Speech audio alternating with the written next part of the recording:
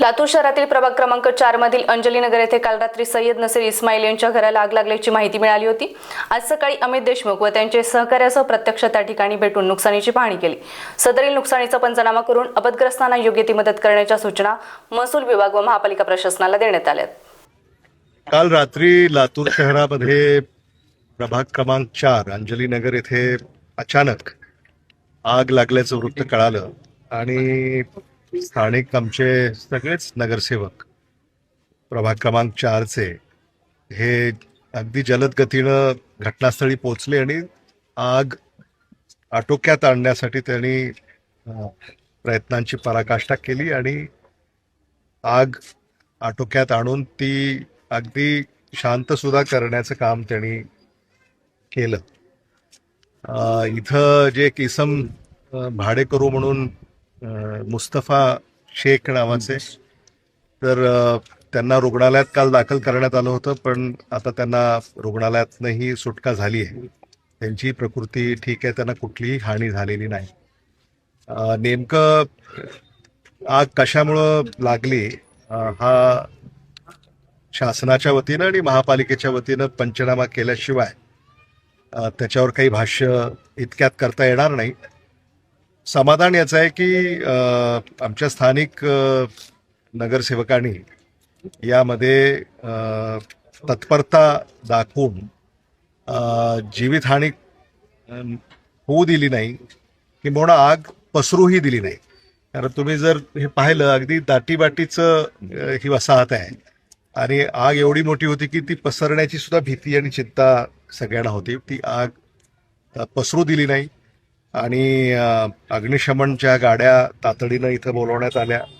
त्या गाड्याही इथे येण्यासाठी खूप अडचणी होत्या, कारण रस्ते अरुंद आहेत। कसंबसं त्या इथं आणून आग विझवण्याचं काम त्यांनी केलं। मला असं वाटतं अहमद खां पठाण आमचे नगरसेवक, आसिफ बागवान हे आमचे नगरसेवक, इस्माईल आमचे नगरसेवक, आमचे सचिन गायकवाड हे सगळेच, आणि मग महापौर, उपमहापौर, स्थायी समितीचे सभापती, या सगळ्याच मंडळींनी तातडीनं मदत कार्य या ठिकाणी पाठवलं आणि जी काही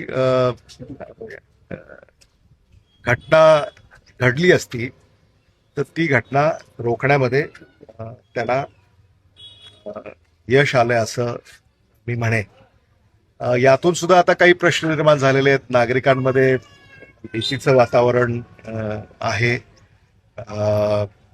दाटीवाटीच्या वसाहतीमध्ये अग्निशमन व्यवस्था सुद्धा वेळेत पोहोचण्यास संदर्भामध्ये ज्या काही अडचणी आहेत त्या देखील त्यांनी या ठिकाणी प्रस्तुत केलेल्या आहेत।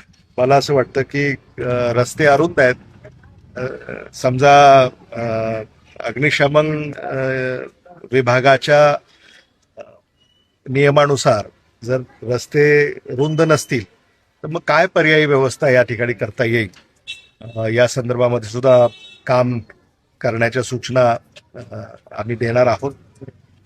महापालिकेनं कालच मला असं वाटतं की फायर ऑडिट म्हणजे सगळ्याच रहिवास आणि वाणिज्य अशी जी काही आस्थापना आपल्याकडे आहे त्याचं करण्याच्या सूचना त्यांनी दिलेल्या आहेत। मला असं वाटतं ते कालबद्ध कार्यक्रमाअंतर्गत ते पूर्ण झालं पाहिजे, अशी देखील मागणी आम्ही लातूर शहर महानगरपालिकेकडं नोंदवणार आहोत। मदत होऊ शकते का या परिवार शासनामार्फत? नाही, आता याच्यामध्ये पंचनामा झाल्यानंतर नुकसान किती झालंय हे आकडे आपल्या समोर आल्यानंतर शासनाच्या आणि स्थानिक स्वराज्य संस्था या दोन्हीही ज्या शासकीय आणि निमशासकीय संस्था आहेत या अंतर्गत जेवढी मदत आम्हाला देता येईल ती देण्याचा आमचा प्रयत्न असेल। नवनवीन घडामोडी पाहण्यासाठी स्टार महाराष्ट्र न्यूजला सबस्क्राईब करा आणि ताज्या बातम्यांचे अपडेट मिळवण्यासाठी बेल आयकॉनला प्रेस करा आणि परिपूर्ण बातमीबरोबर रहा, इतरांपेक्षा एक पाऊल पुढे।